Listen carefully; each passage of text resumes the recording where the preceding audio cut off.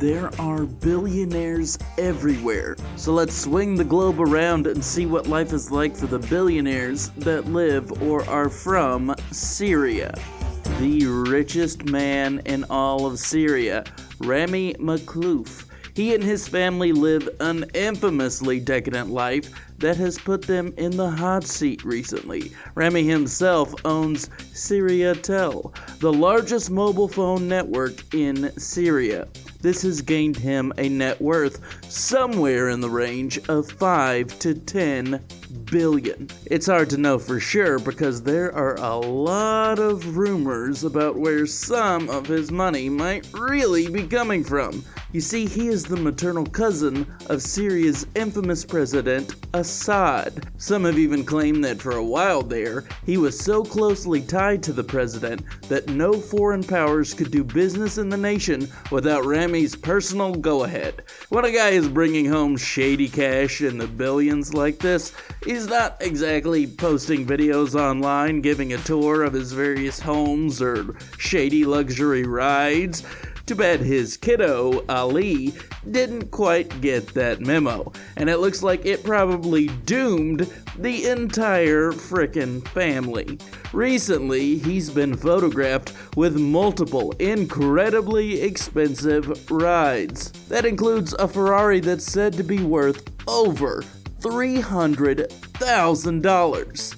He's also been spotted with multiple other sports cars, luxury boats, and designer clothes, all of which show that he's at least got access to millions, if not billions of dollars. He even went so far as to publicly state he was intending to invest $300 million in property in the Beverly Hills area. While that kind of thing would be a great look for 99% of the population, when your country's poverty rate has skyrocketed to historic highs and over 60% of the country may not have access to basics like enough food to eat, flaunting big-time wealth is not a great look. Evidently, the big man himself and the president's close friendship took a major beating to the point that he was literally put on house arrest. That's because the man's son was continuing to flaunt his wealth left and right on Instagram. I mean, if your dad's trying to keep shady corruption charges under your hat during a turbulent time in the nation's history, it's probably not a great idea to be posting shirtless pics of yourself in LA on the hood of your incredibly expensive sports car. Authorities have been wondering exactly how he's been getting this money and how he's been traveling so much. When asked, he said he, quote, got an internship, and that his sports cars are, quote, rented. The president himself also doesn't want that kind of attention focused on his personal wealth right now, for even more serious reasons. Despite all of the challenges that have been going on in Syria for years, he also has a pretty sizable fortune. It's been reported that he's worth $2 billion himself, though he may have gotten in a little too deep with a world leader who is even more notorious than he is. The most infamous man in the world right now, Vladimir Putin himself. He saw this kind of flaunted wealth and reportedly started demanding loan repayments from Syria to the tune of $3 billion.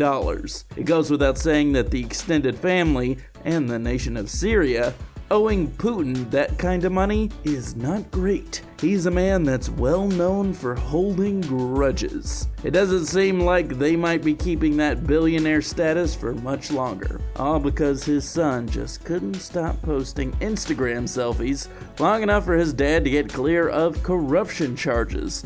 There's a lesson to be learned in all of this, but I doubt anyone involved will learn it. Helly Nahmad is an art dealer of Syrian descent who mainly operates out of New York City. His family has been well known in the art scene of NYC for quite a long time. Helly's a chip off the old block. While his exact net worth hasn't been disclosed, based on his spending habits, it's clear to pretty much everyone that the man's definitely in the 3 comma club. Not convinced? Let me prove it to you. Let's look at where the man's known for living. he owns a place in Trump Tower. Not impressed? Sure, apartments in the tower can go for as low as over $1 million. You don't exactly have to be a billionaire to pull that off. Well, what about owning an entire floor? Yeah, this guy literally owns a whole floor of this famous building, and that's not cheap. It cost him over $21 million to pull this off. As impressive as that is, surely you could make such a purchase even if you had like $500 million in the bank. Let's look at his art collection, otherwise known as his blue chips. He famously bought Picasso's Young Girl with a Flower Basket painting for over $115 million. This is only a drop in the bucket for him. Him and his family are well known for dropping millions upon millions on art for everyone from Francis Bacon to Claude Monet. If that wasn't showy enough, evidently he would just pluck pieces off the wall to use for his personal life.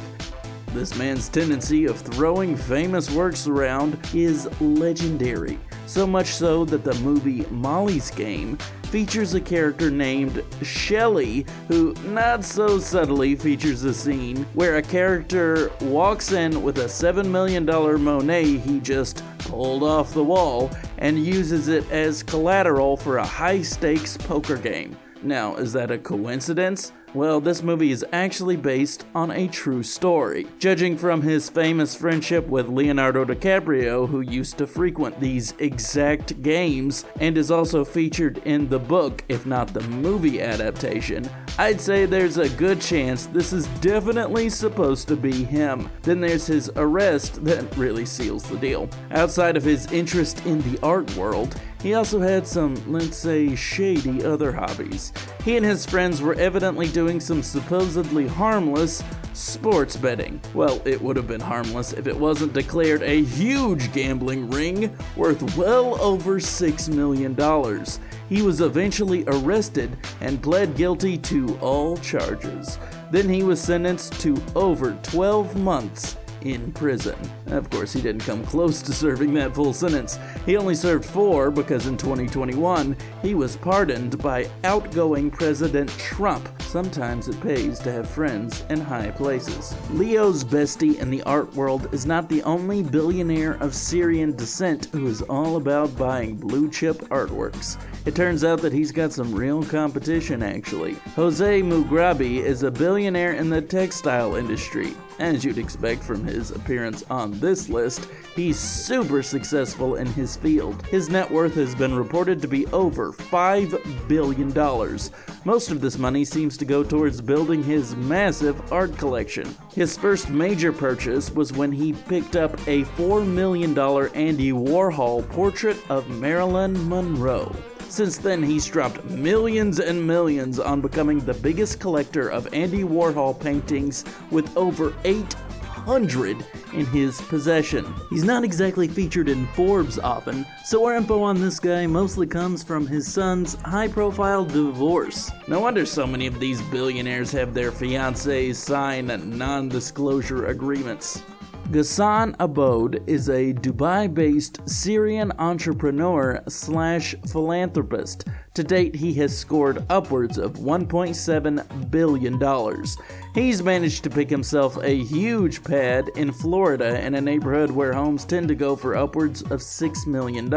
We see that he's got himself a pool, palm trees, and all the trappings of a true mansion paradise, though he's not the kind of guy who's nice enough to give us a tour, though I guess he is well known for being nice to other people. He created the Orient for Human Relief. This organization, which he founded in 2012, sought to provide medical, educational, and social services to the millions of Syrians that have been displaced or injured in the Syrian conflicts. This earned him multiple awards. So if you had the choice of throwing art and Insta selfies around left and right or being an awarded philanthropist, it seems like one choice pays off much better than others. Good guys don't always finish last.